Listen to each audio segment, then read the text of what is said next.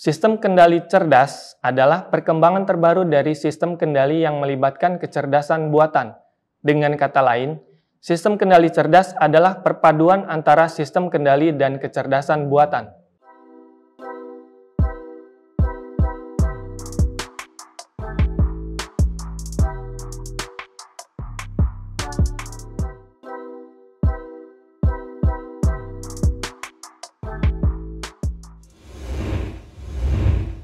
Selamat datang di channel YouTube Kuliah Teknokrat.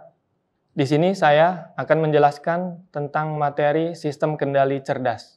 Tujuan pembelajaran dari mata kuliah ini yaitu mahasiswa dapat memahami konsep dan prinsip-prinsip sistem kendali cerdas, seperti prinsip dasar dari logika fazi dan jaringan syaraf tiruan atau JST. Mahasiswa juga dapat merancang sistem kendali dengan memadukan dengan sistem cerdas, seperti logika fazi dan JST. Menurut Kevin M. Passino dari Department of Electrical Engineering, The Ohio State University, menjelaskan sistem kendali cerdas merupakan sistem kendali yang mampu mencapai otomatisasi melalui emulasi dari kecerdasan manusia. Sistem ini berusaha untuk menggantikan manusia yang melakukan tugas kontrol manual, seperti misalnya operator proses kimia, atau menggunakan kecerdasan manusia dalam memecahkan suatu masalah dan menerapkannya pada solusi masalah kendali, misalnya penggunaan jaringan syaraf untuk kendali robot. Sistem kendali cerdas adalah perkembangan terbaru dari sistem kendali yang melibatkan kecerdasan buatan. Dengan kata lain, sistem kendali cerdas adalah perpaduan antara sistem kendali dan kecerdasan buatan. Secara umum, sistem kendali terdiri dari sistem kendali loop terbuka dan loop tertutup. Yang membedakan kedua sistem tersebut adalah ada tidaknya umpan balik. Ogata pada bukunya yang berjudul Teknik Kontrol Automatik Sistem Pengaturan Jilid 1 menjelaskan bahwa pada sistem kendali loop terbuka, sinyal keluarannya tidak berpengaruh langsung terhadap proses pengendalian.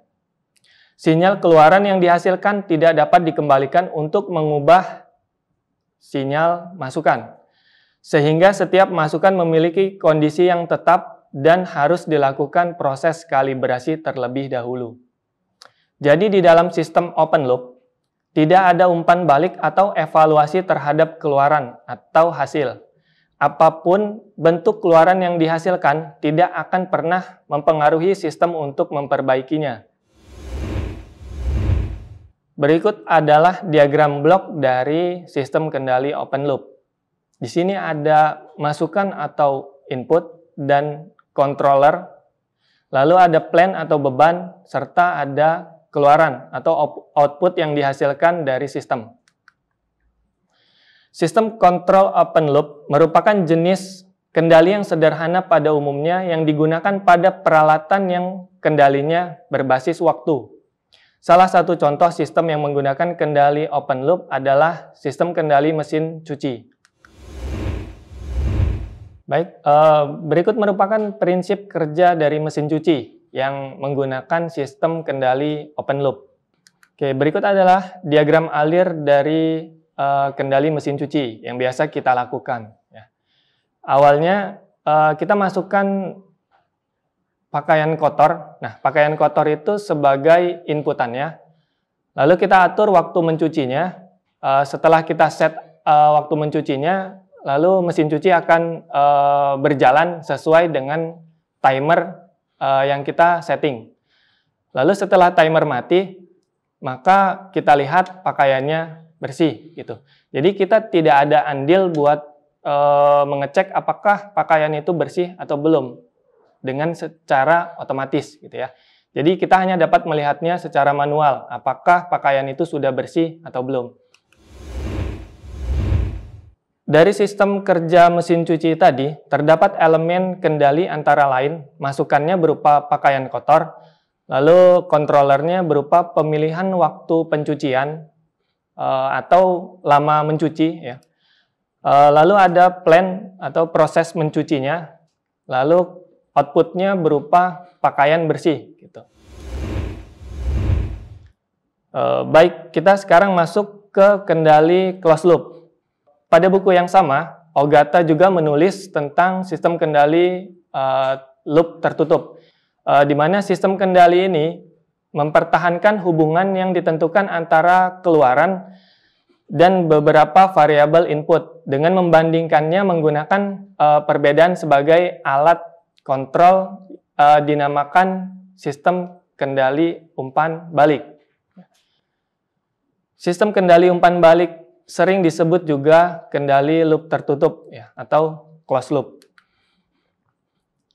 Pada sistem kendali closed loop, kesalahan yang terjadi yaitu perbedaan antara keluaran dengan set point, biasa kita sebut dengan error, akan dikembalikan ke controller atau pengendali sehingga terdapat keluaran yang akan dikoreksi. Jadi pada sistem kendali closed loop akan selalu mengurangi kesalahan dari sistem.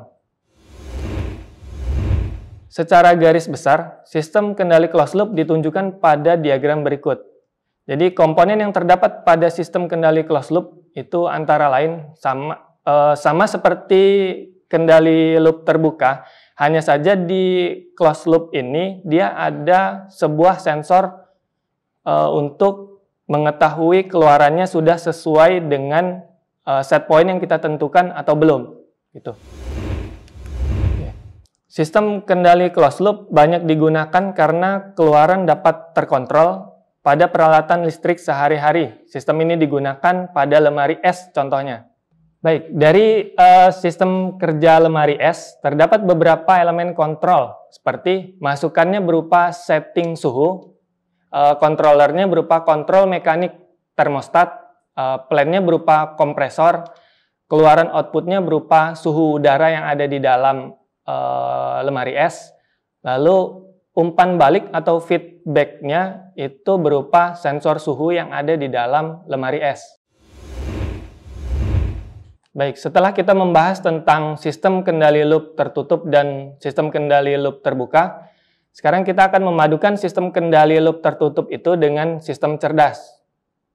Di mana sistem kendali cerdas itu mengadopsi cara berpikir manusia untuk diterapkan ke dalam sebuah sistem kendali closed loop. Sistem cerdas atau intelligent system sendiri adalah sistem yang dibangun dengan menggunakan teknik-teknik AI. Kata cerdas di sini yang berarti memiliki pengetahuan dan pengalaman serta penalaran atau bagaimana membuat keputusan dan mengambil tindakan.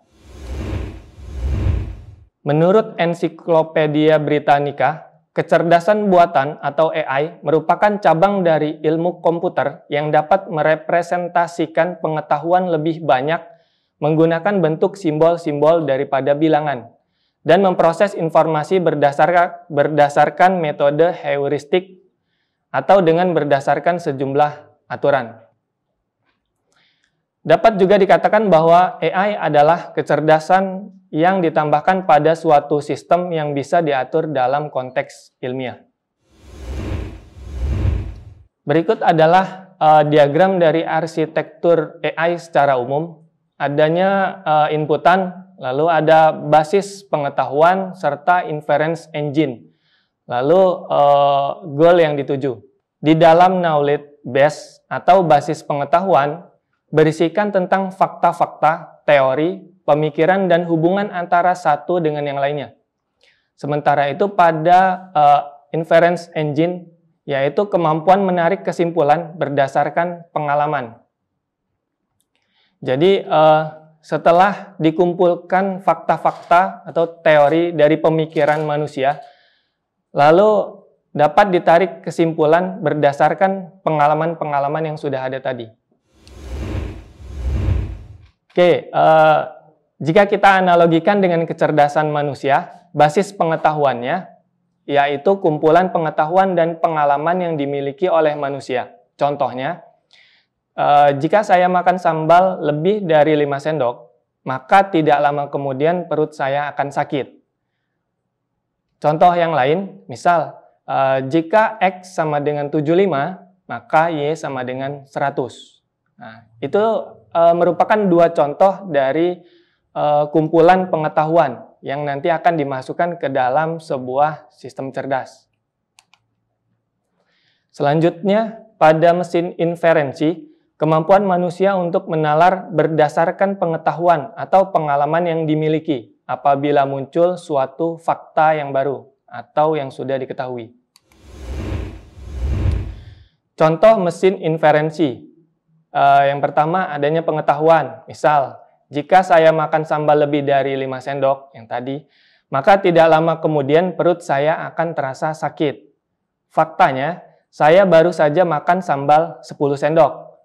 Maka kesimpulan yang bisa ditarik, tidak lama lagi perut saya akan sakit. Itulah tadi contoh dari pengambilan keputusan berdasarkan pengetahuan yang sudah didapat. Beberapa teknik pemecahan masalah dalam AI, diantaranya adalah hard computing dengan penalaran berbentuk simbol, serta soft computing dengan logika penalaran melalui pendekatan. Beberapa metodologi dalam soft computing diantaranya adalah sistem fuzzy yang mengakomodasi ketidakpastian, jaringan syaraf tiruan yang menggunakan pembelajaran, ada probabilistic reasoning, yaitu mengakomodasi ketidakpastian juga. Lalu ada juga evolutionary computing. Ini untuk optimasi biasanya, atau biasa disebut dengan algoritma genetika. Oke, kecerdasan buatan yang paling sering digunakan dalam sistem kendali cerdas adalah jaringan syaraf tiruan dan logika fuzzy. Selain JST dan fuzzy tadi, ada juga beberapa algoritma yang dapat diterapkan seperti algoritma genetik, reinforcement learning, dan lain-lain. Namun, metode-metode tersebut tidak sepopuler dari JST dan fuzzy. Pada umumnya, sistem kendali cerdas menggunakan skema sistem kendali loop tertutup yang sudah dijelaskan di awal tadi ya. Kecerdasan buatan bisa diterapkan pada bagian pengendalinya, pada bagian sensor atau umpan baliknya, atau bisa digunakan untuk memodelkan sebuah sistem atau identifikasi dari sebuah sistem.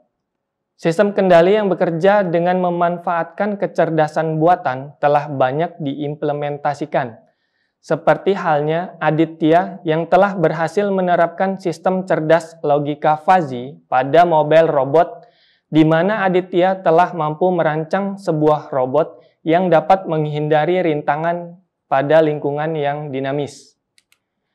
Lalu ada juga pada penelitian lainnya, Fajar dan kawan-kawan merancang sebuah autopilot dengan mengimplementasikan sistem cerdas logika fuzzy pada pengendalian proses take-off atau lepas landas pada wahana quadcopter, yang hasilnya sudah mampu membuat wahana tersebut menjaga kestabilannya, sehingga dapat terbang lepas landas sampai pada fase hover. Serta masih banyak lagi penelitian-penelitian yang telah mampu menerapkan sistem cerdas di dalam sistem kendali. Jadi, dengan memadukan sistem kendali dan sistem cerdas, kita dapat membuat sebuah sistem kendali yang adaptif, yang mampu membuat kestabilan sistem pada lingkungan yang statis maupun yang dinamis. Sekian pengantar dari mata kuliah sistem kendali cerdas ini. Jangan lupa untuk like, share, komen, serta subscribe channel YouTube Kuliah Teknokrat. Sampai bertemu di video selanjutnya.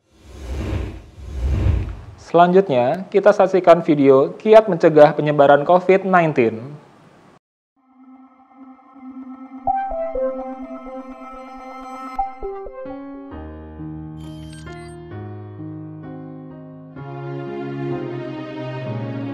Assalamualaikum warahmatullahi wabarakatuh. Pertumbuhan penderita COVID-19 di 2021 ini semakin meningkat. Tentunya ini tidak hanya berdampak terhadap kesehatan kita, tapi juga berdampak terhadap perekonomian Indonesia. Oleh karena itu, marilah bersama-sama kita memperjuangkan melawan COVID-19 ini. Protokol kesehatan tetap wajib kita laksanakan, walaupun telah divaksinasi. Mari kita melaksanakan 5M. Memakai masker, mencuci tangan, menjaga jarak, mengurangi mobilitas, dan menjauhi kerumunan. Marilah kita kembalikan kejayaan Indonesia ini dengan kesehatan dan pertumbuhan ekonomi yang semakin baik dengan bersama-sama kita melawan virus COVID-19 ini. Assalamualaikum warahmatullahi wabarakatuh.